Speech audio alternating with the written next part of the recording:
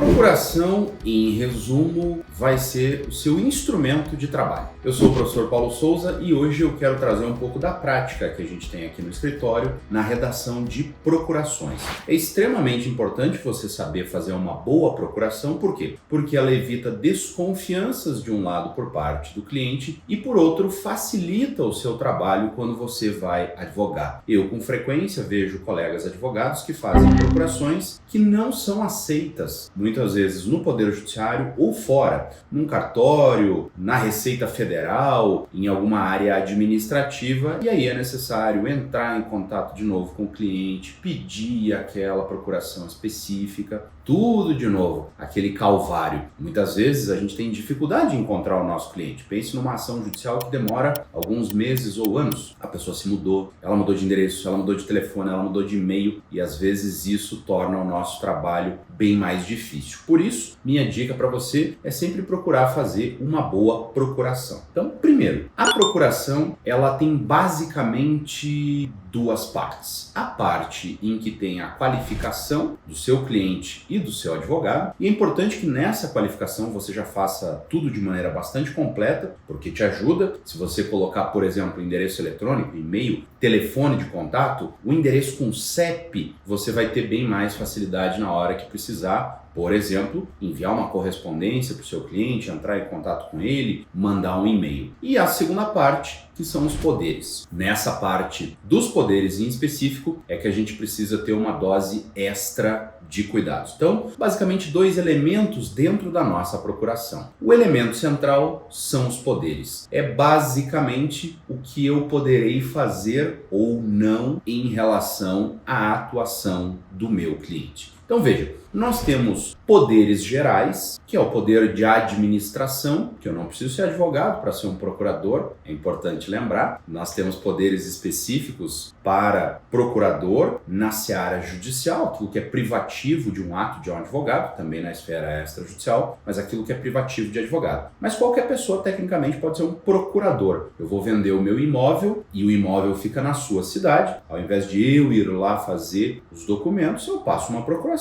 para que você o faça. Então veja, esses são poderes gerais de administração da cláusula em geral. O ponto que nos interessa aqui é que nós temos de prever poderes específicos. E aqui vem o primeiro cuidado. O melhor, claro, é que eu possa colocar todo tipo de poder. O cliente me dá todos os poderes existentes no mundo para eu atuar em prol dele. Ótimo! Mas isso gera uma certa desconfiança. Você já imaginou? Você abre uma procuração e começa a ver que o seu procurador terá poderes para receber valores, transferir dinheiro para o exterior, casar-se, pedir divórcio, habilitar-se em inventário, renunciar e aceitar herança, sendo que você contratou ele para ir lá assinar um contrato? Por que raios ele precisa desses poderes todos para assinar um contrato? Isso está muito suspeito. Então veja, quando a gente coloca poderes em excesso, isso suscita suspeitas do nosso cliente. E uma suspeita fundada, vamos falar a verdade. Quem é que quer sair por aí dando procurações com plenos poderes para que a pessoa faça qualquer coisa? Eu não. Então é bom que nós tenhamos os poderes na medida correta. Se você vai atuar judicialmente para aquela pessoa, indica o número do processo. É para atuar neste processo específico. Se você for tomar uma medida administrativa, indique a medida administrativa para diligenciar junto à Receita Federal. Se você vai tomar uma medida extrajudicial, indique para abrir inventário extrajudicial. Assim, o seu cliente fica seguro. Segundo, cuidado com poderes genéricos que podem permitir que o procurador faça isto ou aquilo. Isso é ruim em um duplo aspecto.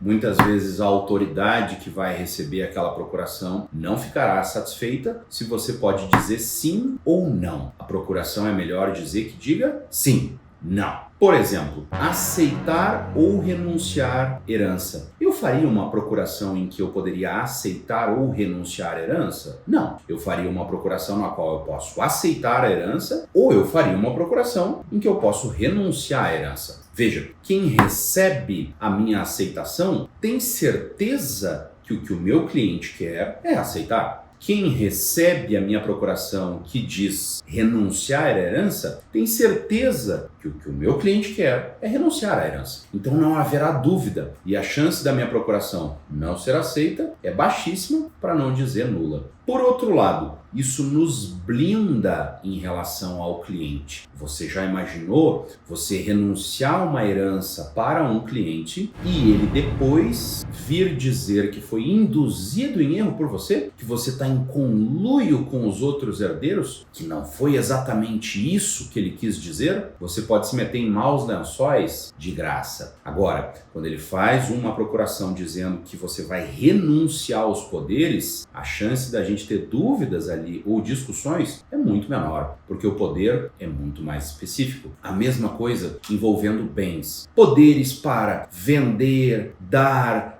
em pagamento, doar, efetuar transação, 352 poderes em relação àquele imóvel, sendo que o cliente quer que você faça um acordo e coloque aquele imóvel lá dentro. Então só poder de transação. Então a gente tem que evitar ter poderes em excesso, assim como evitar ter poderes em falta. Se eu vou fazer uma atuação judicial, a atuação judicial certamente tem que prever o poder de fazer transação, acordo, porque senão eu sequer posso fazer uma proposta de acordo nos autos, sem precisar da assinatura do meu cliente lá embaixo. Um baita problemão. Então esse é um poder que eu tenho de inserir dentro da minha procuração. Tá? Reitero que muitas vezes nós vamos com uma procuração em mãos e às vezes ela não tem aquele poder específico. Por exemplo, para transmissão imobiliária. Se você levar uma procuração genérica para transmitir bens imóveis de uma pessoa, o cartório não vai aceitar. Tem que ser um bem específico. Então, na procuração, você tem que indicar um bem específico. Outro problema frequente. Mas eu achei que tal coisa estava contida, doutor. O contrato de honorários diz uma coisa e a procuração é genérica. E dá a entender que eu disse que tomaria todas as medidas processuais cabíveis. Calma lá, eu vou atuar nesse processo específico. Se vier um outro processo, eu não vou atuar.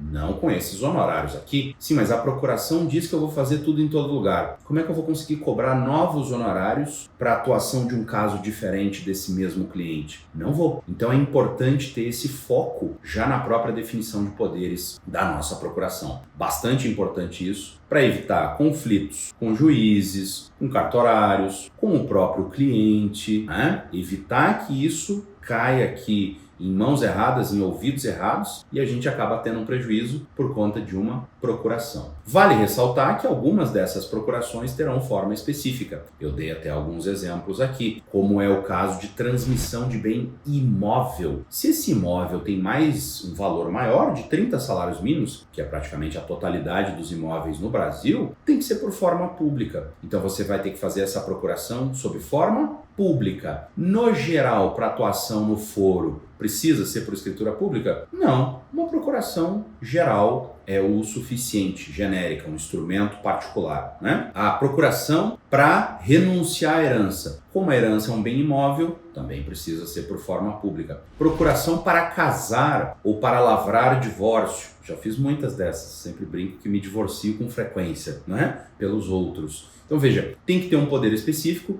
e isso tem que estar naquele documento sob a forma correta. Então lembre sempre isso. E um aspecto final tem a ver com a assinatura. Hoje, o digital nos permite advogar quase que sem fronteiras, né? A gente pode advogar em várias cidades diferentes do Brasil. Mas aí o cliente vai ter que me levar o documento assinado ou vai ter que mandar pelo correio? Não. Hoje, como regra, para atuação no foro, você pode obter uma assinatura digital. Pelo uso do GovBR, por exemplo, já é suficiente para que aquela assinatura seja reputada válida. Para alguns negócios jurídicos específicos, aí essa assinatura não vai adiantar. Como, por exemplo, para imóveis. Vai precisar ser feita uma escritura pública, tá? Nesses casos específicos. Mas, no geral, a assinatura digital vem sendo bem aceita aí pelos tribunais e pelos órgãos em geral, sem maiores problemas. Então, são algumas práticas importantes do que a gente deve prever e não prever. Tá? Além disso, evite também ambiguidades, aqueles poderes que podem trazer a percepção de que você pode e não pode fazer, ou limitações, é bom trazer de maneira bem delimitada, de maneira bem clara. Inclusive, se valer a pena, use sinônimos para alguns verbos que talvez vão trazer alguma dificuldade. Por exemplo, alienar. Alienar pode ser a título oneroso ou gratuito. Se eu tenho o poder de alienar, eu tenho o poder de vender e tenho o poder de doar. Será que é bom eu deixar poderes de alienação genéricos? Será que não é melhor especificar, já que o cliente falou que eu posso doar aquele bem dentro de um acordo? Ou então eu vou colocar alienar, doar. Do ponto de vista muito técnico, tá errado. Não precisava pôr doar se eu coloquei alienar. Mas por que não pecar pelo excesso de clareza? Pecar pelo excesso de transparência. Assim, a chance de eu ter algo que vai dar errado é muito menor. Essas são algumas dicas aí para você quando for elaborar a sua procuração.